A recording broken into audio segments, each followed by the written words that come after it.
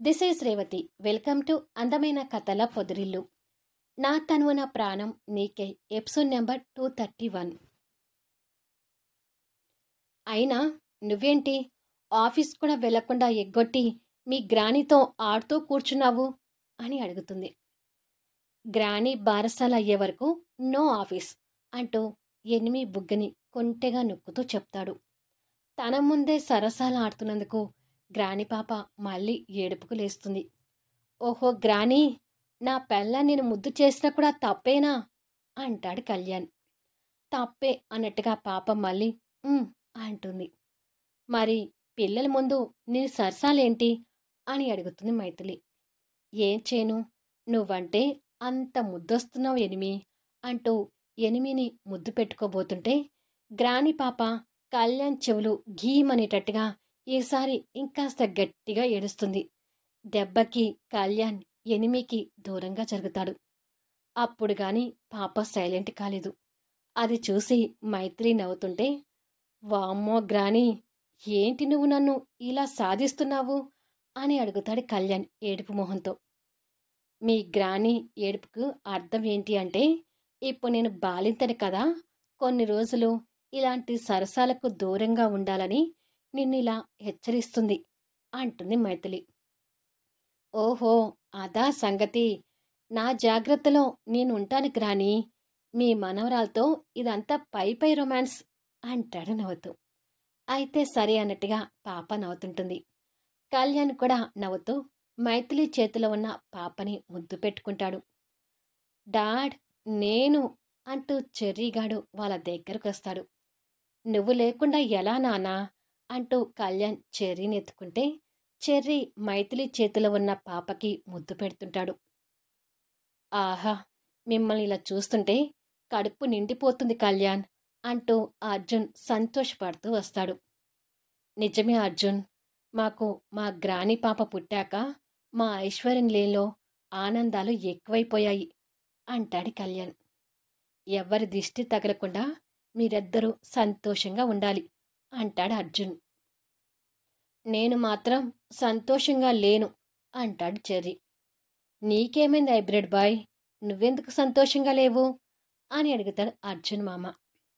అది నీ కారణంగానే మామ, నువ్వొక్కడివి ఊగులాడుకుంటూ రాకపోతే నీ కూతుర్ని వెంటబెట్టుకుని తీసుకురావచ్చు కదా అంటాడు కాస్త కోపంతో. నా కూతుర్ని తీసుకొస్తే నువ్వు తన్ని ఏడిపించకుండా తృప్తి పడవని నా కూతుర్ని జాగ్రత్తగా ఇంట్లోని ఉంచి వచ్చాను అంటాడు. నేను జాగ్రత్తగా నీ కారు డిక్కీలో కూర్చొని వచ్చాను డాడీ అంటూ అన్వి గొంతు వినిపిస్తుంది. దాంతో అందరూ అటువైపుగా చూస్తారు. అది చూసి కళ్యాణ్ మైథిలి చెర్రీ నవ్వుతుంటే అర్జున్ అవాకవుతూ, నువ్వెప్పుడు నా కారులోకి వచ్చావు, నిన్ను ఇంట్లో నిద్రపుచ్చి వచ్చాను కదా అంటాడు. నువ్వు నిద్రపుచ్చుతుంటే నేను నిద్ర నటించాను కదా, అందుకే నీకంటే ముందే నేను కార్ డిక్కీలోకి జొరపడ్డాను అంటూ నవ్వుతూ చెప్తుంది అన్వి. రాక్షసి పిల్ల, ఈ హైబ్రిడ్ బాయ్ నిన్ను ఏడిపిస్తున్నాడు కదా అని నేను ఇంట్లో ఉంచితే నువ్వెందుకొచ్చావు అంటాడు అర్జున్. హైబ్రిడ్ బాయ్ ఏడిపించినా కూడా నాకు బాగుంటుంది డాడీ, అందుకే వచ్చాను అంటుంది నవ్వుతూ. కోడల మాటలకి చెర్రీ కంటే ముందు కళ్యాణ్ ముగ్ధుడవుతూ, అది నా కోడలంటే అంటూ అన్విని ఎత్తుకొని ముద్దు పెట్టుకొని మరో పక్క చెర్రీని కూడా ఎత్తుకుంటాడు. అర్జున్ అది చూసి అంటూ నిట్టూర్చి, సరిపోయింది ముగ్గురికి అంటూ తల పట్టుకుంటాడు. నువ్వు ఏం చేసినా మా ఇద్దరిని దూరం చేయలేవు మామా, నాకు తిక్క ఉంది, ఆ తిక్కని ఈ రౌడీ పిల్ల అంటూ అన్ని బుగ్గ నొక్కుతూ చెప్తాడు చెర్రీ. ఈ చెర్రీ సీనియర్ మెంటలోడి కంటే ఎక్కువ అర్జున్, ఎలా తట్టుకుంటావో ఏంటో అంటుంది మైథిలి నవ్వుతూ. నిజమే మైథిలి, సీనియర్ మెంటలోడితో నువ్వు పడ్డావు, జూనియర్ మెంటలోడితో నేను పడాలి అంటూ బాధపడుతుంటాడు అర్జున్. అర్జున్ బాధ చూసి గ్రాని పాపతో సహా అందరూ నవ్వులు విరజిల్లుతుంటాయి. నైట్ 10 అవుతుంటే క్రాంతి డైనింగ్ టేబుల్ దగ్గర కూర్చొని సూర్య కోసం ఎదురు చూస్తూ, ఉదయం జెస్సీ వచ్చి సూర్యాని తిరిగి ఆఫీస్కి రమ్మని పిలవడం గుర్తు తెచ్చుకుంటూ ఉంటుంది. తను ఆ ఆలోచనలో ఉండగానే సూర్య వచ్చినట్టుగా ఆటో సౌండ్ వినిపిస్తుంటుంది. కాసేపట్లో సూర్య ఇంటికి కావాల్సిన గ్రాసరీస్ పట్టుకొని లోపలికి వచ్చి డైనింగ్ టేబుల్ దగ్గర కూర్చున్న తనని చూస్తూ, నా కోసం ఎదురు చూడకపోతే తినేసి పడుకోవచ్చు కదా అంటాడు. క్రాంతి లేచి వచ్చి సూర్య చేతిలో ఉన్న ఆ కవర్లు అందుకొని అలసిపోయిన సూర్యని చూస్తూ, స్నానం చేసిరా, ఇప్పుడే వంట చేశాను, వేడివేడిగా తిందువుగాని అని చెప్పి వాటిని తీసుకుని కిచెన్లోకి వెళ్తుంది. అలసిపోయిన సూర్య నొప్పులతో ఉన్న ఒళ్ళు విరుచుకుంటూ రూములోకి వెళ్ళాడు. స్నానం చేసి వేసుకోవాల్సిన బట్టల్ని బెడ్ మీద రెడీగా పెట్టి కనిపిస్తుంటాయి. ఈవిడగారు నాతో సంసారం తప్ప అన్నీ చక్కగా చేసి పెడుతుంది అని ముద్దుగా తిట్టుకుని నవ్వుతూ టవల్ తీసుకుని వాష్రూంలోకి వెళ్తాడు. కొద్దిసేపటికి స్నానం చేసి బయటికొచ్చేసరికి క్రాంతి పొగలు కక్కుతున్న భోజనాన్ని 2 ప్లేట్స్లలో వడ్డిస్తూ ఉంటుంది. క్రాంతిని చూస్తూ సూర్య వచ్చి కూర్చొని, ఆఫీస్ వర్క్ అలవాటైపోయిందా అని అడుగుతాడు. అలవాటైంది, కాకపోతే ఇంకా కొన్ని అర్థం కావడం లేదు అని అంటుంది సూర్య ప్లేట్లో కర్రీ వడ్డిస్తూ. నీకు అర్థం కానివి ఉంటే నన్నైనా అడగొచ్చు, నేను కూడా చెప్తాను అంటాడు భోజనం కలుపుతూ. క్రాంతి అది విని సూర్యని చూసి తిరిగి భోజనం కలుపుకొని తింటూ ఉదయం వచ్చి చెప్పిన జెస్సీ మాటలే గుర్తు తెచ్చుకుంటూ ఉంటుంది. ఏంటి అంతగా ఆలోచిస్తున్నావు అని అడుగుతాడు సూర్య.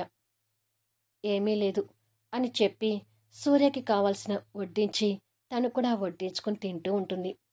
కొద్దిసేపటికి ఇలా ఇద్దరిది భోజనం అయిపోతుంది.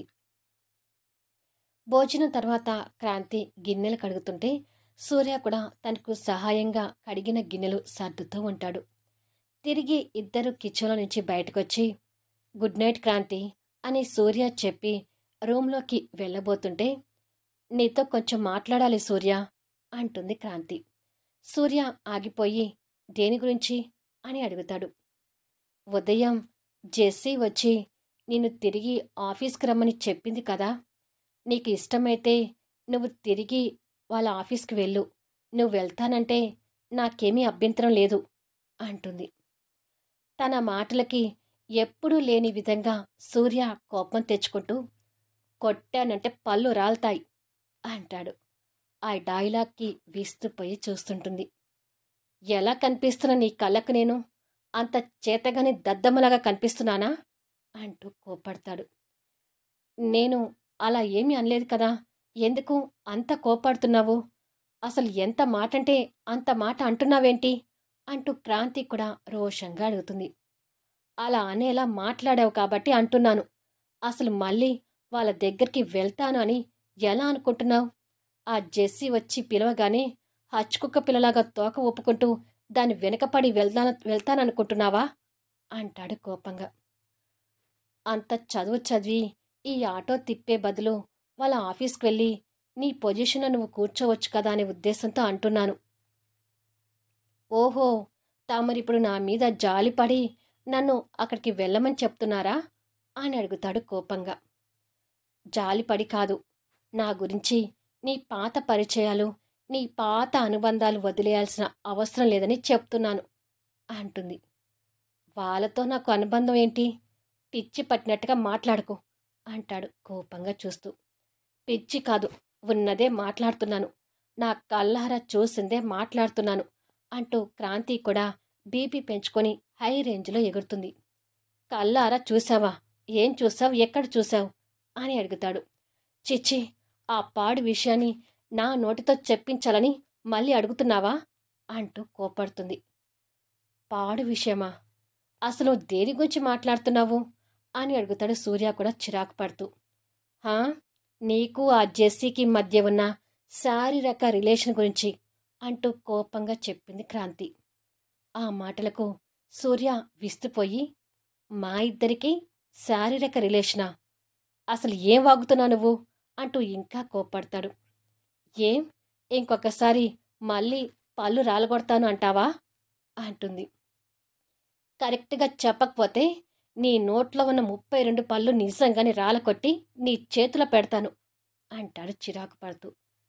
పడుతున్నాను కదా అని నీ ఇష్టం వచ్చినట్టు మాట్లాడుకో. భర్త పవర్ చూపించాలని చూస్తున్నావేమో, అది నా దగ్గర కుదరదు అంటూ వాదనకు దిగుతుంది. సూర్య కోపాన్ని కంట్రోల్ తెచ్చుకొని, అసలు నువ్వు ఏం మాట్లాడుతున్నావు క్రాంతి? మాకు శారీరక రిలేషన్ ఏంటి, వివరంగా చెప్పు అని కాస్త సానుకూలంగా అడుగుతాడు. నీకు ఆ జెస్సీకి ఆల్రెడీ శారీరక రిలేషన్ ఉంది కదా. నా గురించి ఆ రిలేషన్స్ ఏమీ వదులుకోవద్దు, మీ రిలేషన్ మీరు కంటిన్యూ చేసుకోండి అని మీకు నేను గ్రీన్ సిగ్నల్ ఇస్తున్నాను. అర్థమైందా? ఇంకా వివరంగా చెప్పాలా అంటుంది రోషంగా. తన మాటలకు ఈసారి ఇంకా చిరెక్కిపోయి, నిజంగానే కొడతా నిన్ను అంటూ కోపంగా తన మీదకి చెయ్యెత్తుతాడు. నిజంగానే కొడతాడేమో అనుకొని భయపడుతూ క్రాంతి ముడుచుకొని పోయి కళ్ళు మూసుకుంటుంది.